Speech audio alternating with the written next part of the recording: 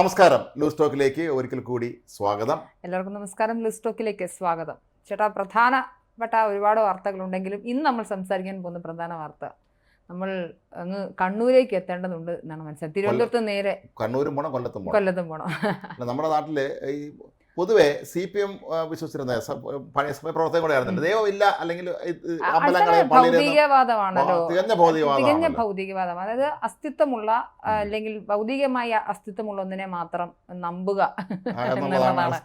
അതാണ് എൻ്റെ basic principal. പക്ഷേ കാലങ്ങൾ കുറച്ചായി നമ്മുടെ നാട്ടിലെല്ലാം സാമുദായ ശക്തികളൊക്കെ വളരെ ശക്തി പ്രാപിക്കുകയും വോട്ട് അങ്ങനെ എൻ ബ്ലോക്കുകൾ രൂപീകരിക്കുകയും ചെയ്യുന്ന സമയത്ത് CPM-നെ സംബന്ധിച്ചിടത്തോളം ഭൗതികവാദം ഒന്നും പറഞ്ഞുകൊണ്ടിരുന്നാൽ, വൈരുദ്ധ്യാത്മക ഭൗതികവാദം പറഞ്ഞുകൊണ്ടിരുന്നാൽ പ്രത്യേകിച്ചും കാര്യമില്ലെന്ന് മനസ്സിലാക്കി അവർ അമ്പലങ്ങൾ കേന്ദ്രീകരിച്ചുള്ള പ്രവർത്തനങ്ങൾ ആരംഭിച്ചിരുന്നു. അതിന്റെ ഭാഗമായി അവർ ഈ അമ്പല കമ്മിറ്റികളെല്ലാം തന്നെ CPM-കാർ പിടിച്ചെടുക്കാൻ തുടങ്ങി. ഏറ്റവും ഒടുക്കം നമ്മൾ കഴിഞ്ഞ ഇടയ്ക്ക് തന്നെ കൊല്ലം കടയ്ക്കൽ ദേവീക്ഷേത്രത്തിലെ കാര്യങ്ങളൊക്കെ സംസാരിച്ചു. അതുപോലെ തന്നെ ഒരു പ്രശ്നം കണ്ണൂരും ഉണ്ടായിരിക്കുന്നു. കണ്ണൂരിൽ ശ്രീ മൃദംഗ ക്ഷേത്രം വളരെ പ്രസിദ്ധമായ, എനിക്കത് പഴശ്ശിരാജയുടെ ഐതിഹ്യവുമായി ബന്ധപ്പെട്ട് ക്ഷേത്രമാണെന്നാണ് വിശ്വസിക്കപ്പെടുന്നത്. ക്ഷേത്രത്തിലെ ഉത്സവത്തോടനുബന്ധിച്ച് ഇപ്പം നമുക്കറിയാം ഇഫ്താർ വിരുന്നുകളൊക്കെ ധാരാളം നടക്കുന്നതാണ്. നോമ്പിൻ്റെ സമയമാണ്.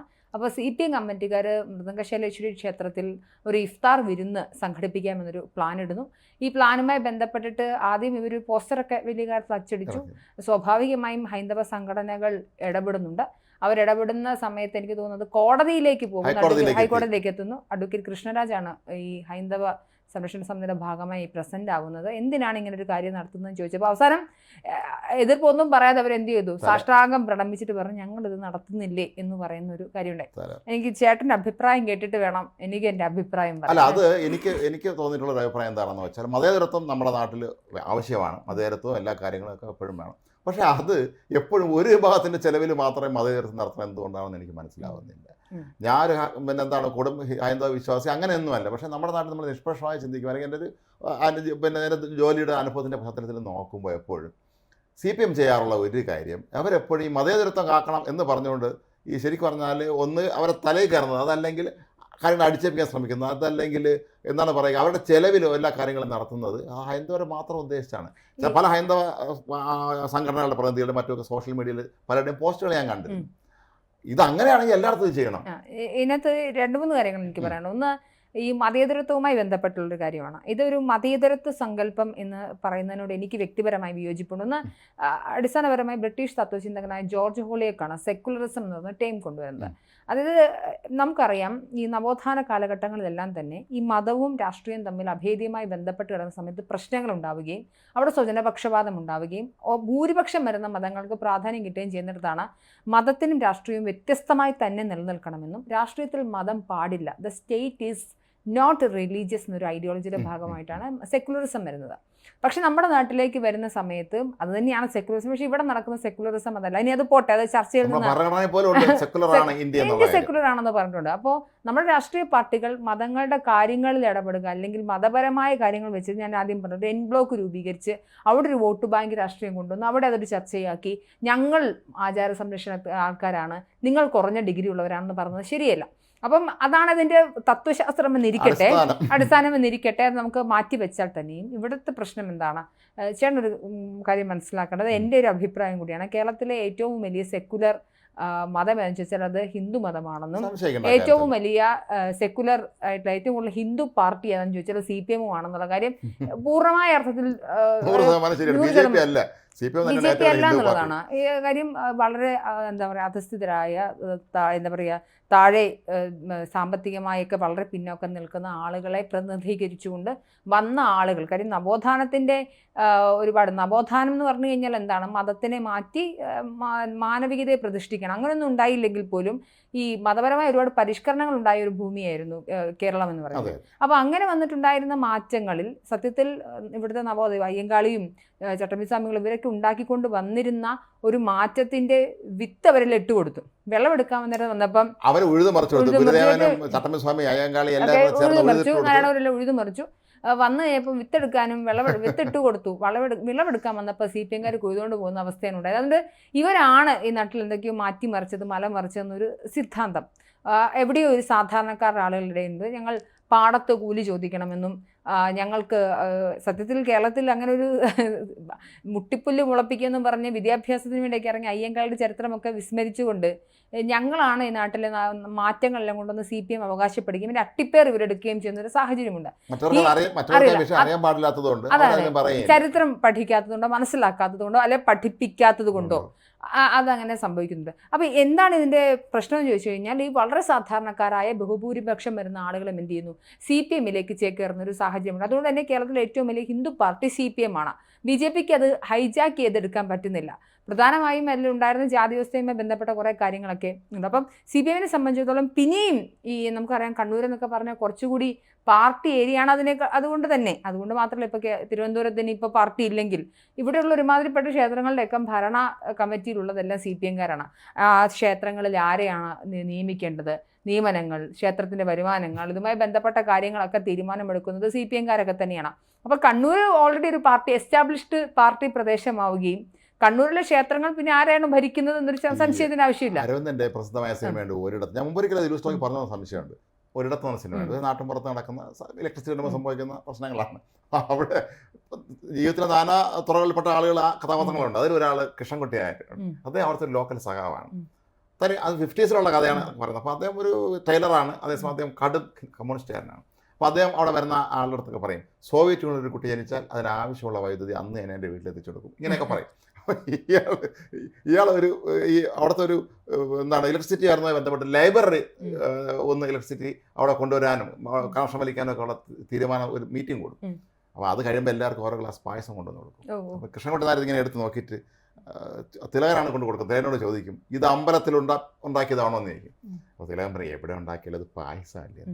ശരിയാണെന്ന് പറഞ്ഞിട്ട് ഒറ്റയടിയും കഴിക്കും, എന്നിട്ടങ്ങ് വയ്ക്കും. അപ്പൊ അന്നത്തെ ഒരു കമ്മ്യൂണിസ്റ്റുകാര് ഈ അമ്പലത്തിൽ ഉണ്ടാക്കിയെന്ന് പറഞ്ഞാൽ ഞാൻ കഴിക്കില്ല എന്ന് പറയുന്നത് മതത്തിനെ എതിർക്കുന്ന ഒരു ഘട്ടമുണ്ടായിരുന്നു. അപ്പം ഇവരെ സംബന്ധിച്ചിടത്തോളം പിന്നെ ഉള്ളൊരു പ്രശ്നം, ഇത് ഈ നാട്ടിലെ ജനങ്ങൾക്ക് എടുക്കാൻ പറ്റില്ല. കാര്യം അവർ ദൈവത്തെ കാണുന്നു. ഇപ്പം ഞാനൊരു നിരീശ്വരവാദിയാണെന്നോ അല്ലെങ്കിൽ ഒരുപാട് പേരുണ്ടെന്നതിനൊക്കെ ഉപരിയായി ദൈവത്തെ വിശ്വസിക്കുകയും മതങ്ങളിൽ വിശ്വസിക്കുകയും ആചാരാനുഷ്ഠാനങ്ങളിൽ വിശ്വസിക്കുകയും ചെയ്യുന്ന ബഹുഭൂരിപക്ഷവും അങ്ങനെയുള്ള ആളുകളാണ്.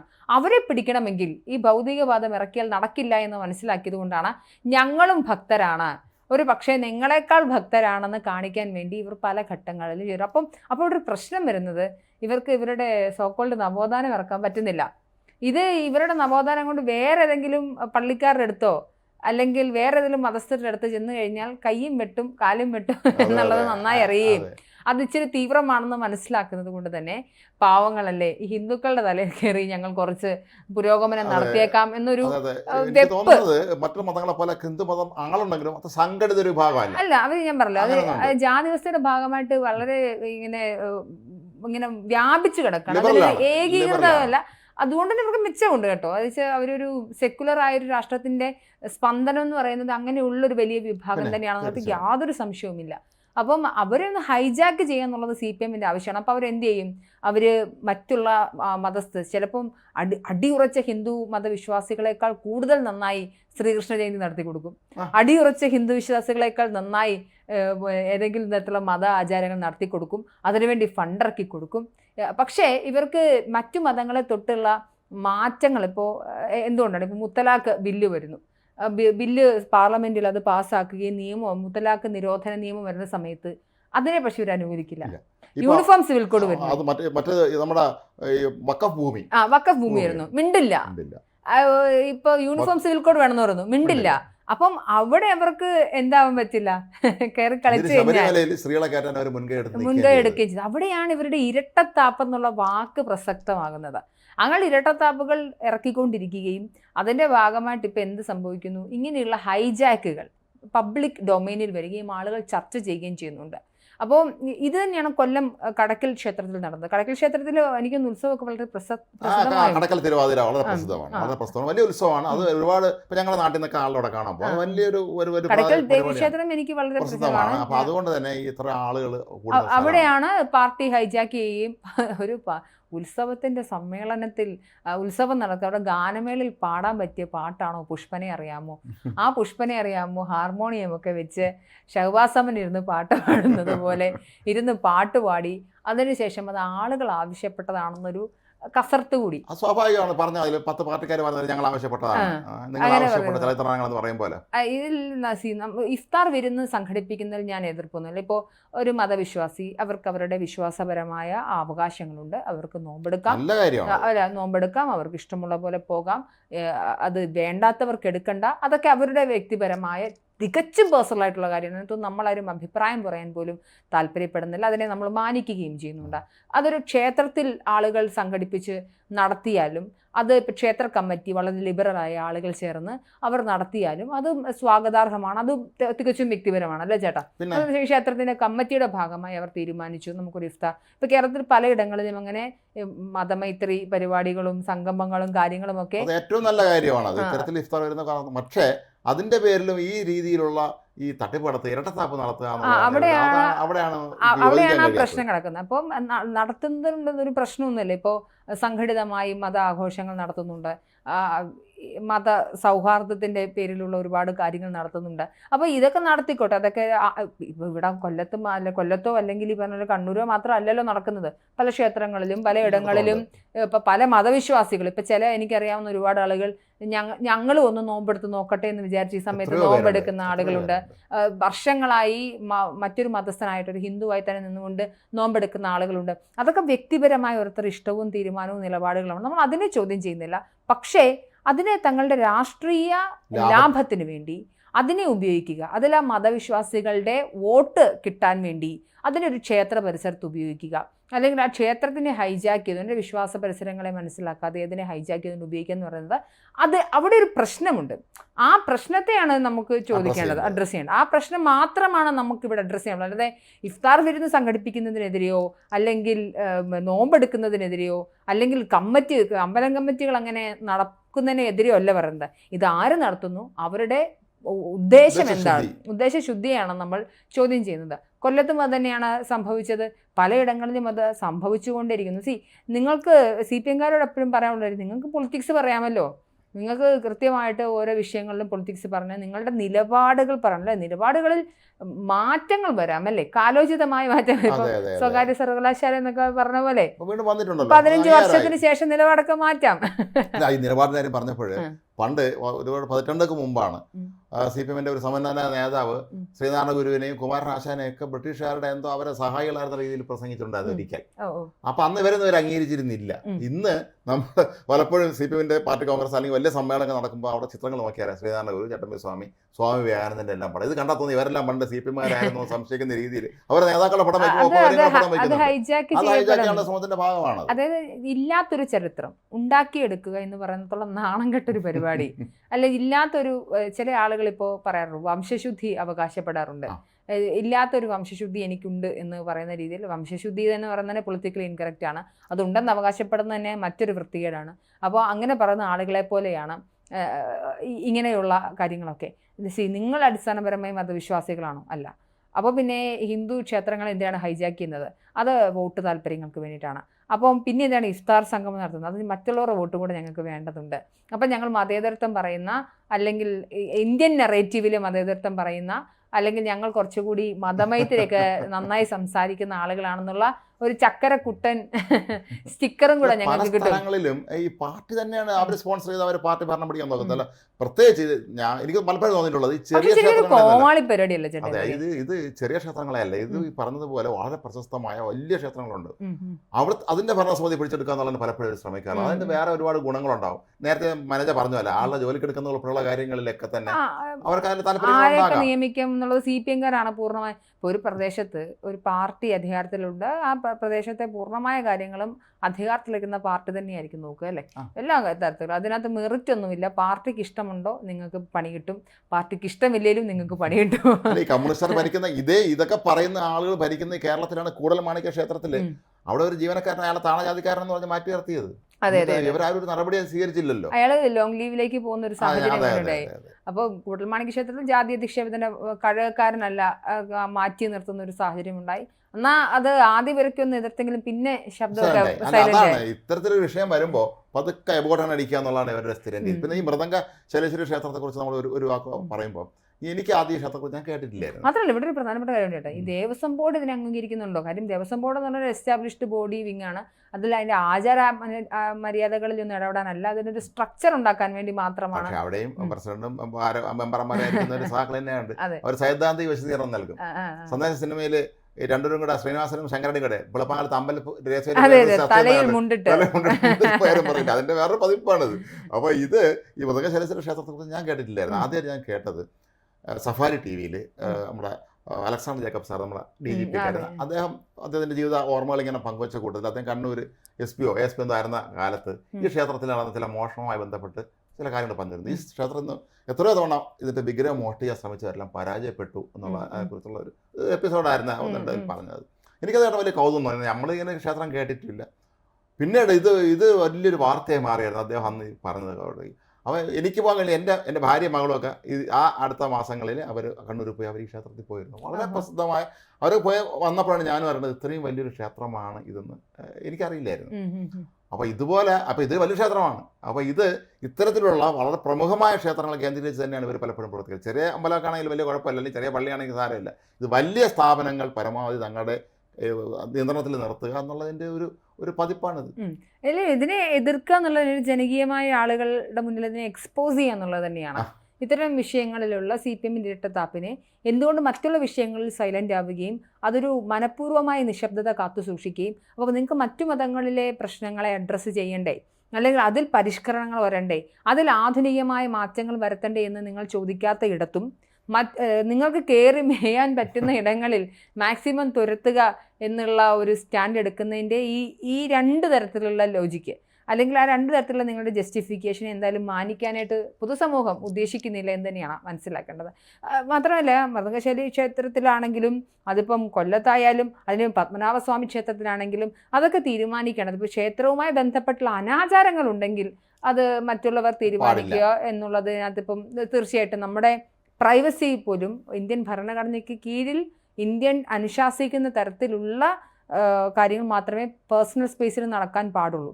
അല്ലാതെ വരുന്ന ഒഫൻസുകളും കാര്യങ്ങളും എല്ലാം എതിർക്കപ്പെടേണ്ടതുണ്ട്.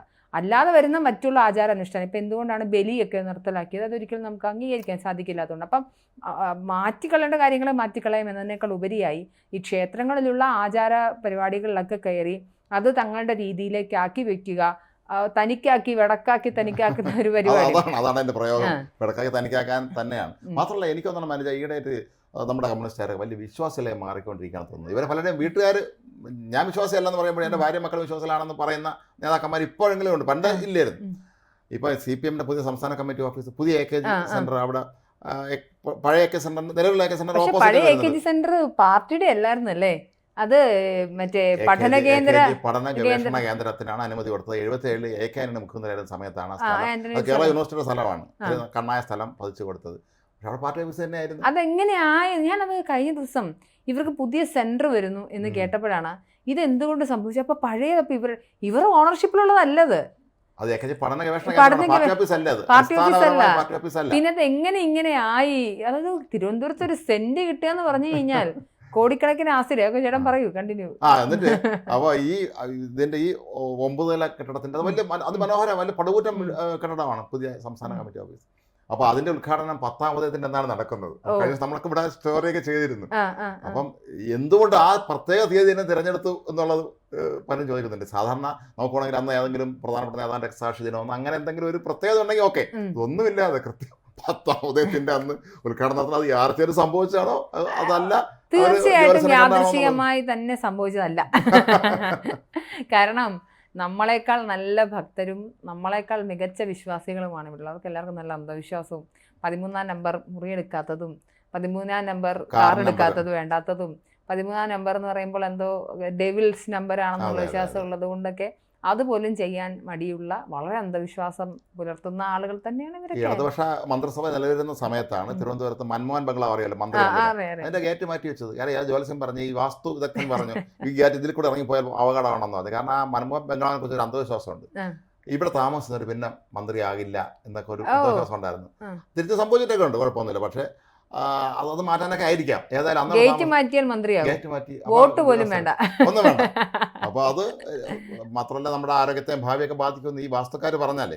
ഇപ്പം അവിടെ വയനാട്ടിൽ പുത്തുമലയിൽ വാസ്തുക്കാരൻ നോക്കിയതും നോക്കാത്തതും എല്ലാം ഒരുമിച്ച് പോയി. അത് വേറെ കാര്യം. ഇങ്ങനെ വാസ്തു വിദഗ്ധം എന്ന് പറയുകയാണ് നിങ്ങൾ ഇവിടെ താമസം ശരിയാവില്ലെന്ന് പറഞ്ഞ് ഗേറ്റ് മാറ്റി വെച്ച് എത്ര ലക്ഷം രൂപ ചിലവഴിക്കാന്നാണ് ഗേറ്റ് മാറ്റിയത്. അത് ഏത് പരിധിയിൽ കൊണ്ടുവന്നു എന്നുള്ളതാണ് എനിക്കറിയുന്നത്. വാസ്തു വിധി പ്രകാരം ഗേറ്റ് മാറ്റിയത് ഇത്ര എന്നാലും എഴുതി. എന്തായാലും മൃദംഗശൈലി ക്ഷേത്രം ഹൈജാക്ക് ചെയ്യാനുള്ള CPM-ന്റെ നയങ്ങളെയും തീരുമാനങ്ങളെയും ഒക്കെ എന്തായാലും ഇതൊരു ഒരു വിഭാഗം ഇതെല്ലാം ഈ മതേതരത്വം നടപ്പാക്കേണ്ടത് ഒരു വിഭാഗത്തിന്റെ മാത്രം ചെലവിലാണ് എന്നുള്ളതാണ് ഇതിന്റെ ഏറ്റവും വലിയ പ്രശ്നങ്ങളിലൊന്ന്. അപ്പോൾ അവർക്കത് മതി എന്നുള്ള രീതിയായിരിക്കാം ഒരു പക്ഷേ. മാത്രമല്ല അപ്പോൾ എന്താ സംഭവിക്കാനായിട്ട് ഇതിന്റെ ഒരു ഓപ്പോസിറ്റ് വേർഷനായിട്ട് ഈ ഞാൻ ഹിന്ദു സമൂഹത്തെ തെറ്റായി ഒന്നും പറയല്ല, പക്ഷെ അവർ കൂടുതൽ സംഘടിതരാവുകയും അവർ കുറച്ചുകൂടി റിജിഡ് ആവുകയും ഈ സെക്കുലറിസം എന്ന് പറയുന്ന അടിസ്ഥാനപരമായ ഒരു ആശയം ഉണ്ടല്ലോ അതിനൊരു പ്രശ്നം വരികയും ചെയ്യും. അവർ സംഘടിതരാവുന്നത് നല്ലതോ ചീത്തയോ എന്നതിനേക്കാൾ ഉപരിയായി ഞങ്ങൾക്ക് ഞങ്ങളുടെ മതകാര്യങ്ങളുണ്ട്, അപ്പം ഞങ്ങളിപ്പോൾ ആധുനിക രീതിയിലേക്ക് മാറേണ്ടതില്ല എന്നൊരു ചിന്ത വരികയും അല്ലേ? അതായത് രണ്ട് തരത്തിലും ഇത് എക്സ്ട്രീമിസത്തിലേക്ക് പോകാനുള്ള സാധ്യതകളുണ്ട്. അപ്പോൾ ഞാൻ നേരത്തെ പലപ്പോഴും നമ്മുടെ ലൂസ്റ്റോക്ക് പറഞ്ഞിട്ട് ഒരു കാര്യം ഒന്നുകൂടെ പറയാം. മനജയുടെ അടുത്ത് മനജ വായിച്ചിട്ടില്ലെങ്കിൽ M. സുകുമാരൻ്റെ ശേഷക്രിയ എന്ന നോവലുണ്ട്, അതൊന്നുകൂടെ എടുത്ത് വായിക്കുക. തീർച്ചയായിട്ടും എന്തുകൊണ്ട് ഇതൊക്കെ സംഭവിച്ചു എന്നുള്ളതിൻ്റെ ഏതാണ്ട് കാരണങ്ങൾ നമുക്ക് അത് നോക്കുമ്പോൾ മനസ്സിലാവും. അതായത് പ്രധാന കഥാപാത്രം കുഞ്ഞയ്യപ്പനാണ്. അയാളൊരു ദളിതനായ മനുഷ്യനാണ്. അയാളുടെ ജീവിതത്തിൽ സംഭവിക്കുന്ന ഈ പാർട്ടിയിൽ നിന്ന് നടക്കുന്നു അന്ന് നടന്ന് പതിറ്റാണ്ടുമ്പോൾ എഴുതിയ പുസ്തകമാണത്. ഇന്നും അതിന് പ്രസക്തിയുണ്ട് എന്നാണ് നമുക്ക് മനസ്സിലാക്കാൻ കഴിയുന്നത്. അത് തന്നെയാണ് അതിൻ്റെയൊക്കെ കാരണം. ഇവരുടെ ഈ എല്ലാ കാര്യത്തിലും നമുക്ക് ഭംഗിയായിട്ട് നമുക്കിത് മുതലെടുക്കാം, അല്ലെങ്കിൽ നമ്മളെ ആശയങ്ങൾ നമ്മുടെ വിപ്ലവ ആശയങ്ങൾ നടപ്പിലാക്കാൻ ഇത് ഇവിടെ ആകുമ്പോൾ ആരും പ്രശ്നം ഉണ്ടാക്കില്ല എന്നുള്ള ഉറപ്പിൻ്റെ മേലത്ത് അവരുടെ ചെലവിൽ ഞങ്ങളുടെ നവോത്ഥാനം നടപ്പിലാക്കുക എന്നുള്ള ഒരു പരിപാടി തന്നെയാണ് ഇപ്പോൾ ചെയ്തുകൊണ്ടിരിക്കുന്നത്. എന്തായാലും അത് എന്തായാലും എക്സ്പോസ്ഡ് ആവുകയും ചെയ്യും, ആവേണ്ടതുണ്ട്. കാര്യം ഈ നാട്ടിലെ വിശ്വാസികളുടെ അവരവരുടെ കാര്യങ്ങളിലൊക്കെ മാറ്റങ്ങൾ വരുത്തണമെങ്കിൽ അത് നിയമപരമായൊക്കെ മാറും. പക്ഷേ നിങ്ങൾ ഇരട്ടത്താപ്പുകളെ തുറന്ന് കാണിക്കേണ്ടതുണ്ട്. പ്രത്യേകിച്ച് കണ്ണൂർ പോലൊരിടത്ത് നടക്കുന്നുണ്ടെങ്കിൽ ഇഫ്താർ വിരുന്നുകളൊക്കെ നടത്തിക്കോട്ടെ. അതൊക്കെ ഓരോരുത്തരുടെ ഇഷ്ടവും താല്പര്യവും. നമ്മൾ ഇഫ്താർ വിരുന്ന് നടത്താൻ ഒരിക്കലും എതിരല്ല, അത് എല്ലാവരും യോജിച്ച് തന്നെയാണ് നടത്തേണ്ടത്. പക്ഷേ ഒരു വിഭാഗത്തിൻ്റെ സ്ഥാപനങ്ങളിൽ മാത്രം മറ്റുള്ള വിഭാഗക്കാരുടെ ആചാരങ്ങൾ നടപ്പിലാക്കി ഇത് മറ്റുള്ളവരുടെ അടുത്ത് ചെന്ന് അവിടുത്തെ ഇവരെ കാര്യങ്ങൾ നടപ്പിലാക്കാൻ അവിടെ പറ്റുകയില്ല. അപ്പോൾ അത് ഒരു ശരിയായ നടപടിയല്ല ഏതായാലും. പക്ഷേ ദേവസ്വം ബോർഡ് എല്ലാ ഇടതുപക്ഷങ്ങൾ തന്നെയാണ് ഭരിക്കുന്നത്. അവരാരും ഇതിൽ പരസ്യമായിട്ട് നിലപാട് വ്യക്തമാക്കിയെന്ന് തോന്നുന്നില്ല. എന്താണെങ്കിലും ഈ കേരളത്തെ നമ്മൾ മതേതരം നമ്മൾ കാത്തു സൂക്ഷിക്കുക തന്നെ വേണം. പക്ഷേ അത് ഇത്തരത്തിലാവരുത്, അത് വേറെ രീതിയിൽ കൂടെ ആവരുത്, അല്പം കൂടെ വളഞ്ഞ വഴി കൂടെ മതേതരം നടപ്പിലാക്കാൻ ശ്രമിക്കരുത് എന്ന് മാത്രമാണ് ഈ പലപ്പോഴും CPM-ന്റെ നേതാക്കന്മാർ പറഞ്ഞ സൈദ്ധാന്തിക ഭാഷ നമുക്ക് മനസ്സിലാക്കാൻ കഴിയാത്തതുപോലെ ഇത്തരം കാര്യങ്ങളും ആ രീതിയിൽ ചെയ്യാതെ എല്ലാം നേരെ ചൊവ്വ ചെയ്യുന്നതായിരിക്കും എപ്പോഴും നല്ലത്. ജനങ്ങൾക്കും അതായിരിക്കും ഇഷ്ടപ്പെടുക. നമസ്കാരം.